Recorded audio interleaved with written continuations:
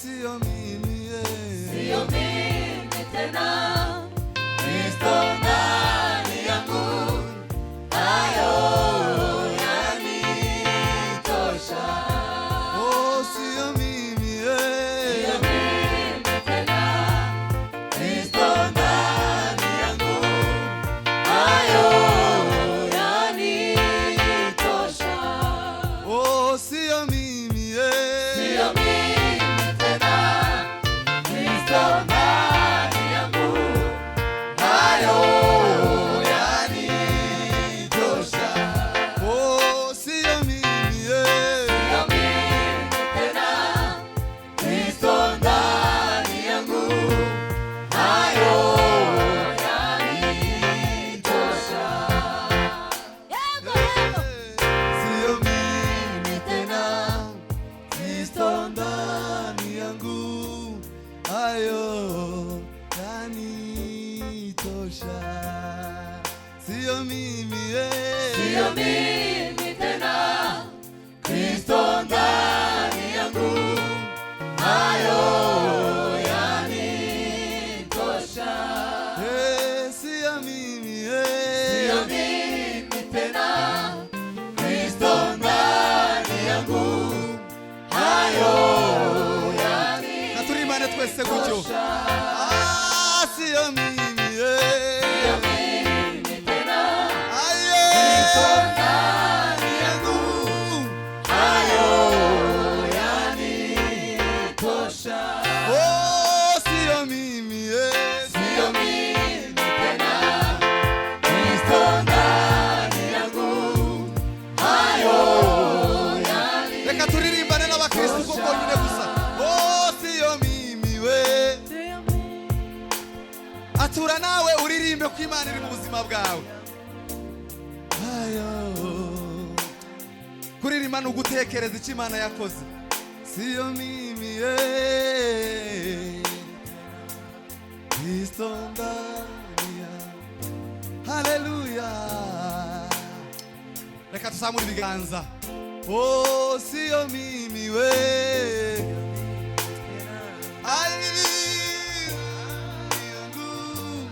ayo, dufatikanye twese tuzamure ibiganza ku cyo Imana yakoze.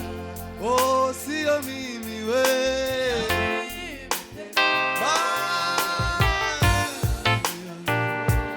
ayo, turimo turarimbana n'abakristu gusa. Oh, sio mimi we, ayo, Kristo ndani yangu, ayo, hayo yatutosha sisi. Ai, sio mimi we, ayo, ayo, turimbe twese. Oh, sio mimi, Sio mimi tena, Kristo ndani yangu, hayo yego, yego, yego. Aye, sio mimi, Sio mimi tena, Kristo ndani yangu, hayo yego, yego. yanitosha.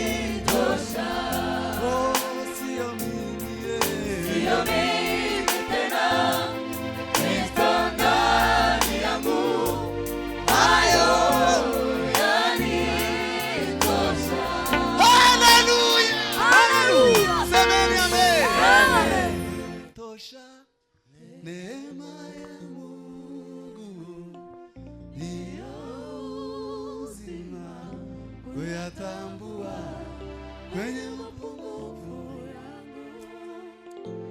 ipo dhati.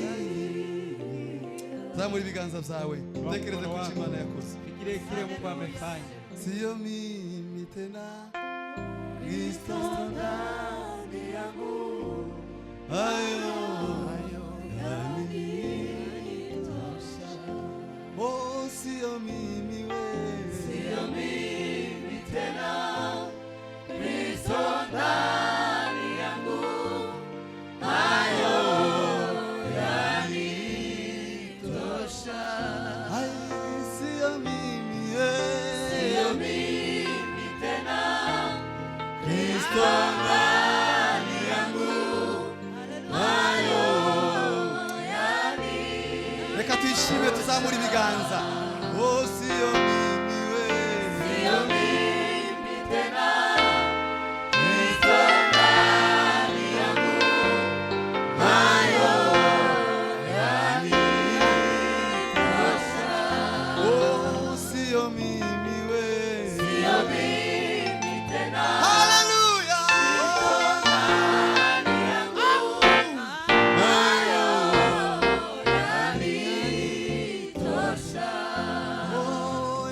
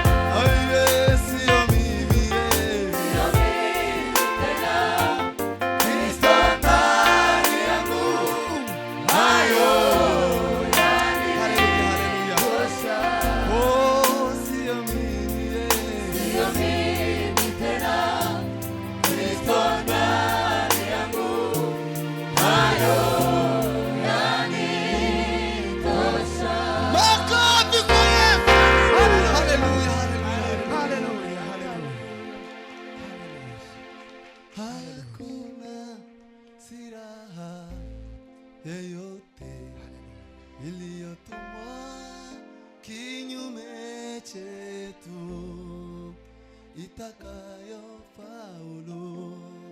Hakuna silaha yeyote iliyotumwa kinyume chetu itakayofaulu.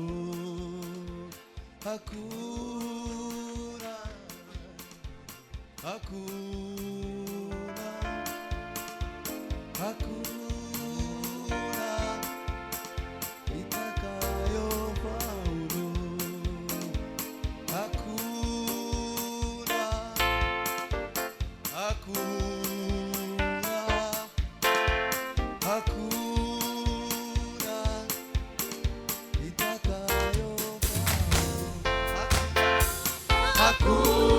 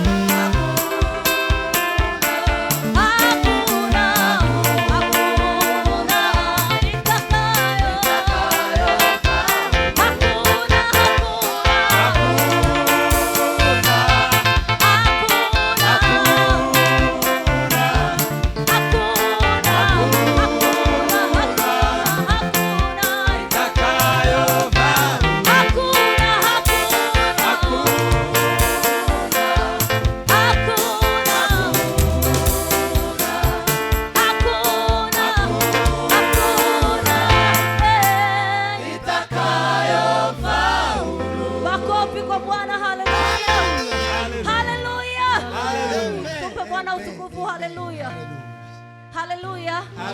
Hallelujah. Hallelujah. Amen. Acha tuambatane katika muda mzuri wa kumsifu Mungu. Acha tumfurahie Mungu asubuhi ya leo.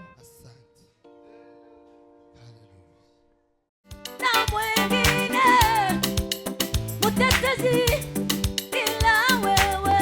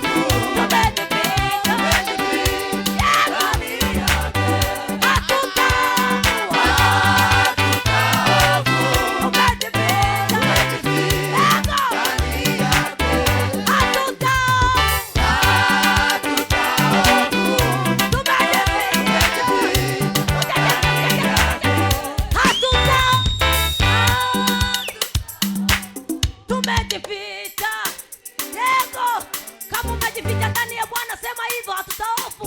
Hatutahofu. Tumejificha ndani yako, kwese hatutahofu.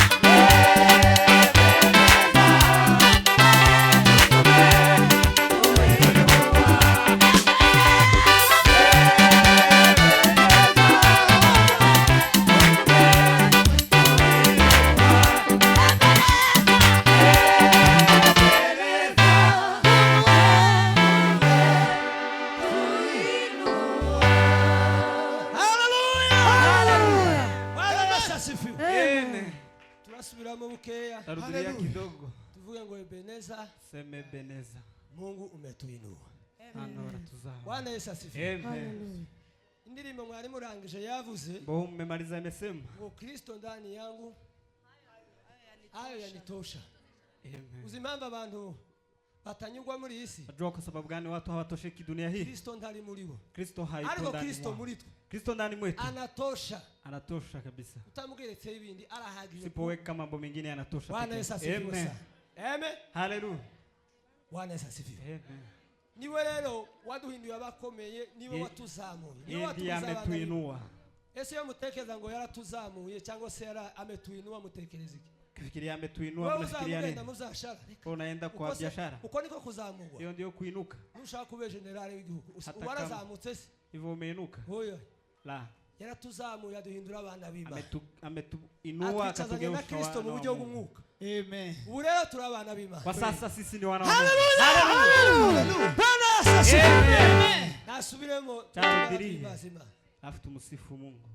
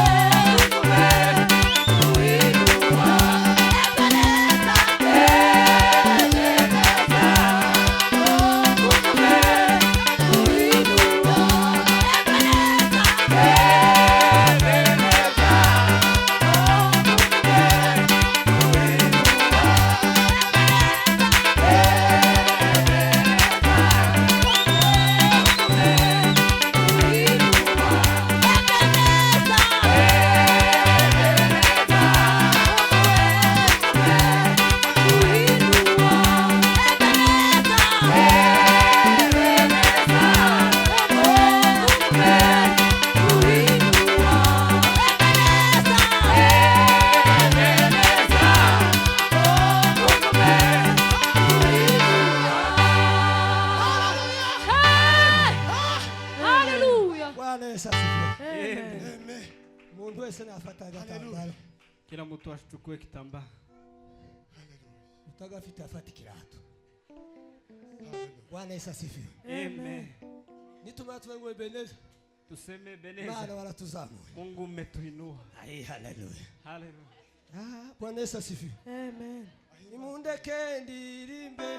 Nahuye na Mesia kandi guhura n'uwo Mesia si bisanzwe. Uwahuye nawe ahinduka musha. Hahandi mwari muzi narahindutse ubundi musha. Bwana Yesu asifiwe. Nimundeke ndirimbe. Nahuye na Mesia kandi guhura n'uwo Mesia si bisanzwe. Uwahuye nawe ahinduka musha.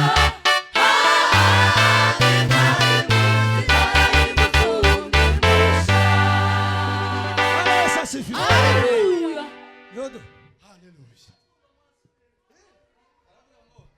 Nimundeke ndirimbe Mniache nahuye na niimbe, Mesia. nimepatana na Mesia. Kandi guhura na Yule Mesia anapatana na Mesia si bisanzwe. si kawaida. Uwahuye Yule nawe amepatana na yeye ahinduka musha. anabadilika mpya. Hahandi mwari Mahali muzi mlikuwa mnanijua narahindutse nimebadilika kwa musha. sasa, mimi ni mpya.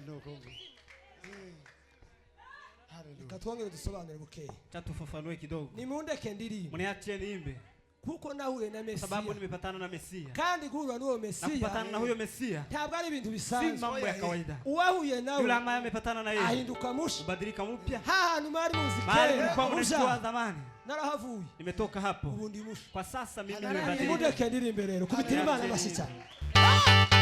ahantu ejo wasobanuye neza abantu bahumva. Aha yarasobanura avuga ngo Jana amefafanua akasema aravuga ngo abantu banyoye inzoga jewe sinazinywa. watu ambao wamekunywa pombe, mimi sijawahi kunywa. Iyo ahuye n'akanyanga Akipatana na pombe hiyo azahinduka undi. anabadilika mwingine. Bahura nawe.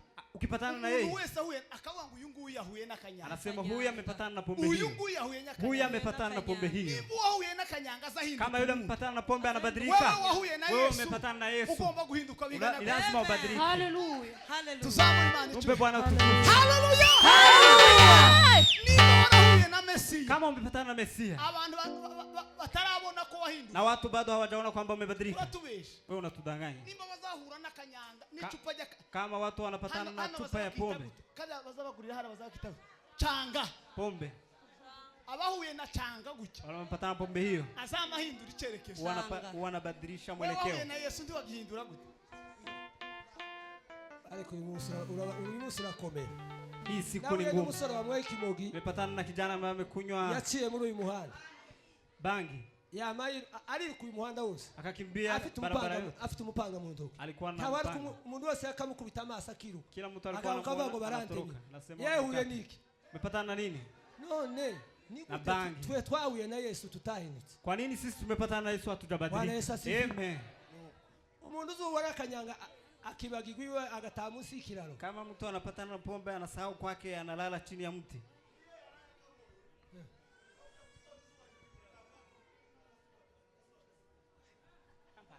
Agasa. Nimundeke ndirimbe. Nahuye na Mesia kandi guhura n'uwo Mesia si bisanzwe. Uwahuye nawe ahinduka musha. Kandi mwari muzi arahindutse ubundi musha. Nimundeke ndirimbe. Nahuye na Mesia kandi guhura n'uwo Mesia si bisanzwe. Uwahuye nawe ahinduka musha. Kandi mwari muzi arahindutse ubundi musha.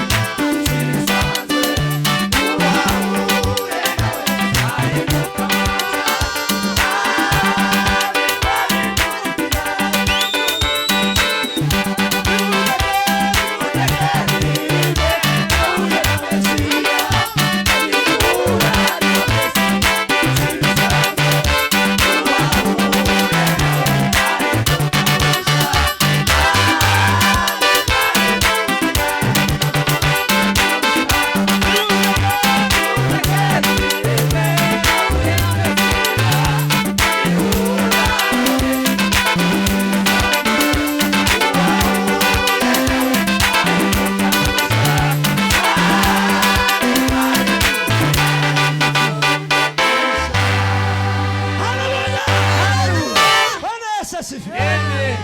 atukuzwe mukozi. Turasubira mu gatoya. Natahuye igituma abantu badasara ngo baririmbe tibarahura nabo. Watu bado hawatafatana na yeye, ndio maana. Umunsi uzohura nawe Ukifatana na yeye bazakuyoberwa. watakusahau. Harya wari usanzwe Mahali ulikuwa tuzosaba kuhabarizwa. hautaongezewa kupatikana. Sema amen. Amen. Vuga ngo amen. Hallelujah. Hallelujah. Twese cyo. Tumpe Bwana utukufu. Hallelujah. Tugiye gusamo. Tunataka kurudilia. Wewe utararirimba. Wewe ambaye hujaimba. Wewe ukiri haja hayo. Wewe uko bado mahali upo. Usabe Imana uhure nayo. Uombe Mungu upatane na yeye. Asuveyo babimenye. Toke huko na watu wajue. Sema amen. Amen. Vuga ngo amen. Hallelujah. Arakando yu atavuze nimba yaramwo yakanyanga. Ndugu amesema ni kama amepiga pombe hiyo. Ngo mbirebe kundu bizabimera. Nilipoangalia vile Umuntu wahuye na Yesu. Bila mpatana na Yesu. Zose abasinzi bose ni bakwikiwe. walevi wote ni None wamoja. yavuze ngo iyo wanyoye akanyanga. Ukikunywa pombe Kaka waraye ukanyoye. alafu ukikunywa usiku, Abona wanyoye akanyanga. Iyo waraye ukanyoye. kama umekunywa usiku Akazuba kakava. alafu jua inawaka asubuhi, Uzamusubira ugasinda. huwa unalewa mara tena. Kama gatogota. Akazuka. Aza gatogota arufa. Kama sagasi. Iyo umuntu yahuye na Yesu. Kama mtu amepatana na Yesu Bakabanga baririmba. alafu anaimba kidogo, Uzufurubira. huwa unawaka. Baba bakozeho. Wamekugusa. Twese cyo.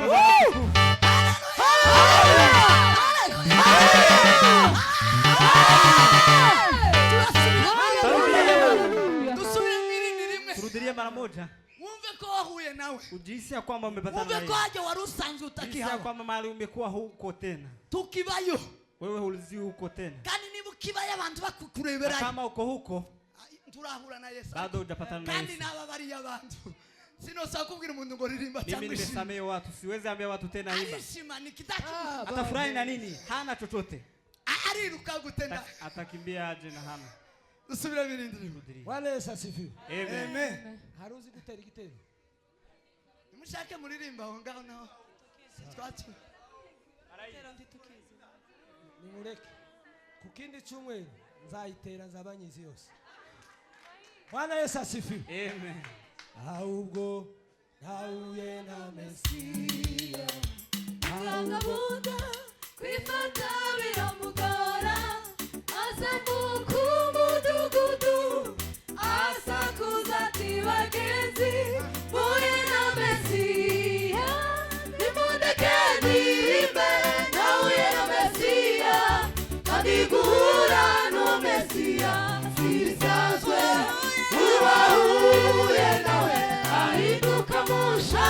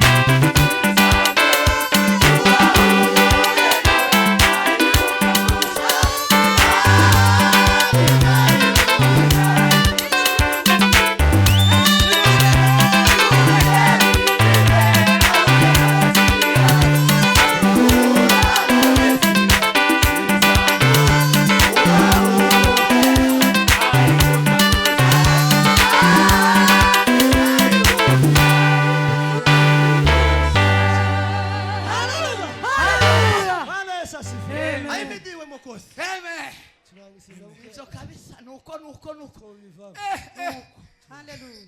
Sumuyudu usanzwe twahuye nawe azamuka umudugudu asakuza ati bagenzi muye na Mesiya nimundeke ndirimbe nahuye na Mesiya nigura na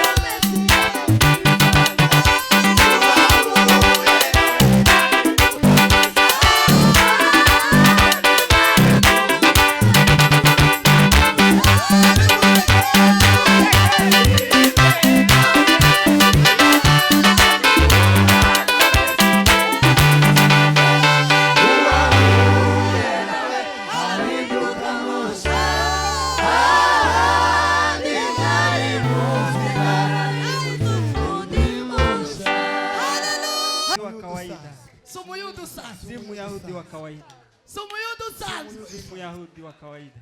Samategeko ya Mose Si amri za mubwire ngo Musa. samategeko ya Mose Si amri za Musa peke yake. umuntu ari mukuba umunebwe Utana kwa mzaifu. akananirwa kuzuza ibyo bibiri bivuga Anashindwa kujaza yale Biblia inaomba. yamara kamavuga ngo ndakiri mu mategeko ya Anasema yeye hako bado kwa amri za Musa. y'Abayuda Hayo ni ya Wayahudi. mubwire ngo umuyuda njewe twahuye nawe si umuyuda usanzwe Muyahudi mimi tumepatana naye si Muyahudi wa kawaida. mureke tubyinire Yesu Kristo Katumchezee Yesu. sema amen Amen. ejo bundi nahuye hari umudamu wansanze hano kuri ofisi Juzi nimepatana na mke amenipata hapa kwa ofisi. umugabo yaraheruka kumwicaza aramubwira ngo ariko nigute wabaye kuri mu guhinduka vuba vuba cyane Ati mume amemkitisha akamuuliza mbona unabadilika sana? none aguma kumbwira ukuntu yagiye ahura n'inyigisho n'abantu bamukomeza n'abapastori bagenda baganira Ati amepatana na mapastors wakimuimarisha wakiongea na yeye. ari hano noneho uzomubwire ngo wahuye na Mesiya Mwambie umepatana na Mesia. nasubira kukubaza Akikuuliza mara mubwire tena. ngo nahuye n'umuyuda udasanzwe Umepatana na Myahudi ambaye si wa kawaida. bisa binanira wahuye n'uwo muyuda Yule ambaye udasanzwe amepatana naye azayiruka mu mudugudu anabadilika kwa mtaa. akaba yarahindutse uko yari asanzwe Anabadilika vile alikuwa. twese Bwana tukufu.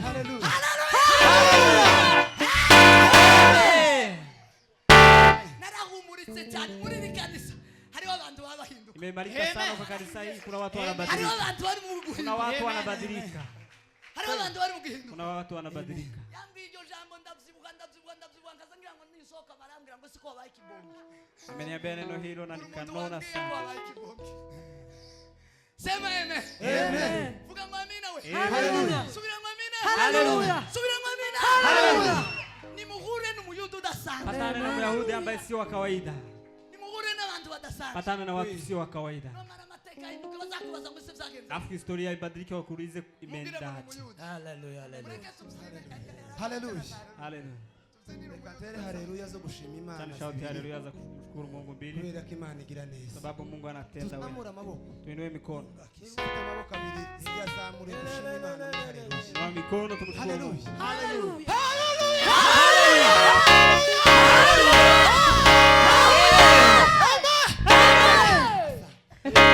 Reka naje ntange za rero kantange rero 13 Sana shauti haleluya 13. haleluya haleluya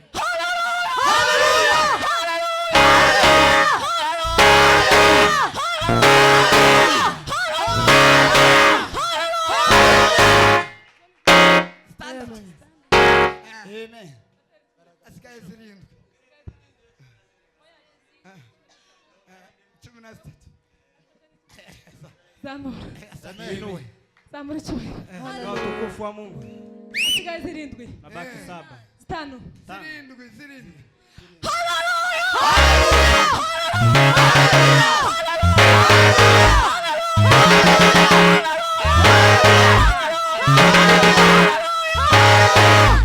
asigaye zingahe zarangiye sawa tera imwe yo kugukura aho ngaho tera imwe yo kugukura zamura twese haleluya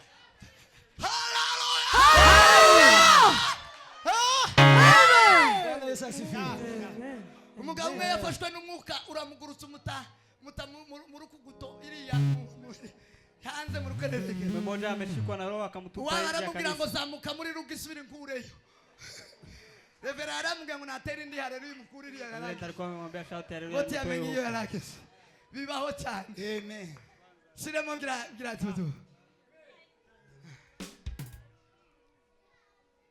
Indi rimwe gusa. Tunezererwe Imana yacu. Mara moja tu tumfurahie Mungu. Tunezererwe Imana yacu. Tumfurahie Mungu.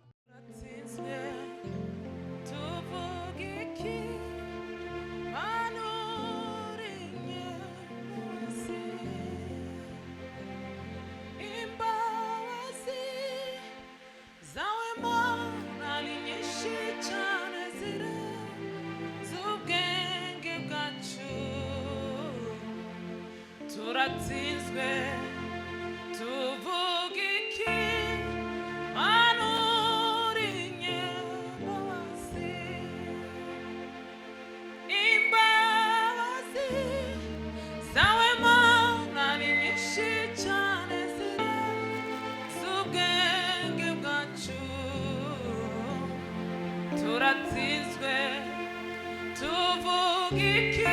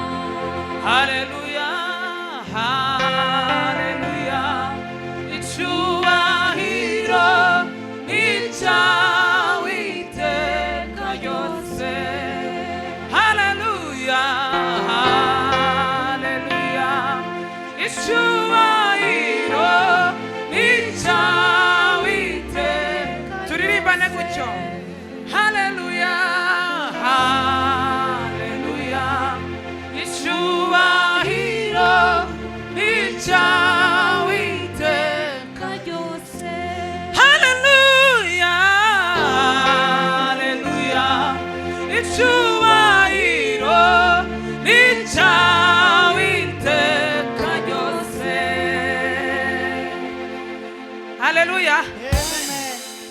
Tuzamure ku maboko hejuru. Semeni hallelujah. Hallelujah. Dusubiremo gato hanyuma. Dusubiremo. Abafite mikoro bo haguruka ntaco bitwaye. Nimuze Bea, nimuze turirimbane gutya.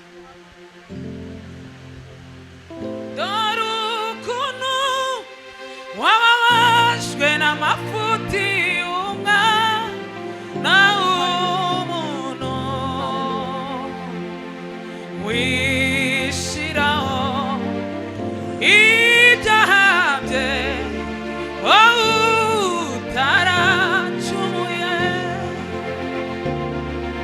dorukunu wababashwe n'amafuti y'umwana w'umuntu we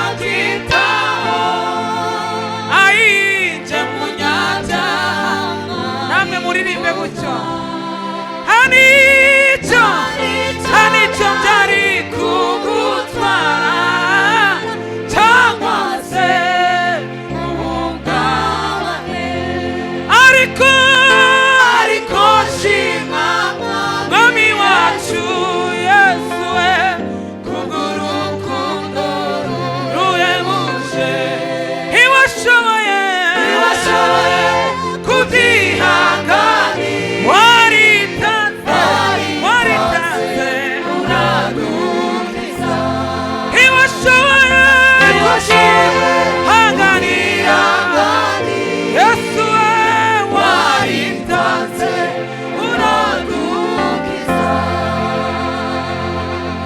Haleluya, icyubahiro ni icyawe iteka ryose. Haleluya, haleluya, icyubahiro ni icyawe iteka ryose. Haleluya, haleluya, icyubahiro ni icyawe iteka ryose. Ay, haleluya, haleluya, icyubahiro ni icyawe iteka ryose. Yo yo yo yo yo yo yo yo yo yo yo yo. Haleluya, icyubahiro ni icyawe iteka ryose. Hey, hey! Barikiwe sana, barikiwe sana. Bwana Yesu asifiwe. Makofi mazuri sana.